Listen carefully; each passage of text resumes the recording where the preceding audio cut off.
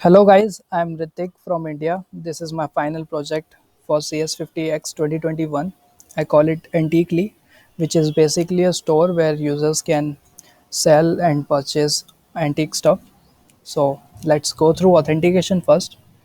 So I'll just quickly log in. This uses a JWT token actually, which gets stored into the local storage so that the user doesn't have to log in again and again. Let's just submit this. And this is how the homepage looks. It enlists all the items that are up for sale. Let's go through any of them. So as you can see, there's a buy option here. So if I have to buy it, then I'll have to place the bid, which should be more than this, the base price. So this base price is actually mentioned by the seller itself.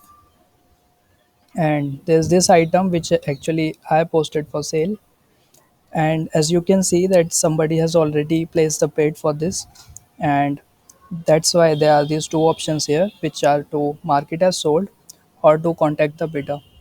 If a market as sold, then it will just be closed and it will not be enlisted on the home page.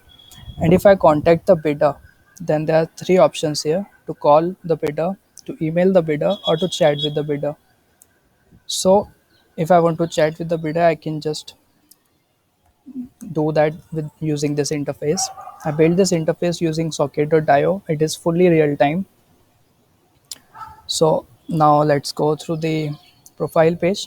The profile page basically enlists all the items that the user uploaded for sale, and the user can also change the password from here.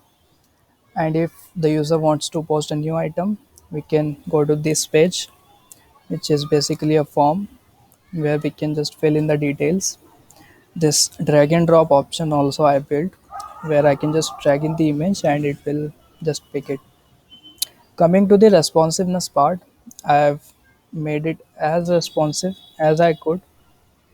As you can see, this is how it will look on mobile, and this will be the home page on mobile. This is how the chats will look on mobile,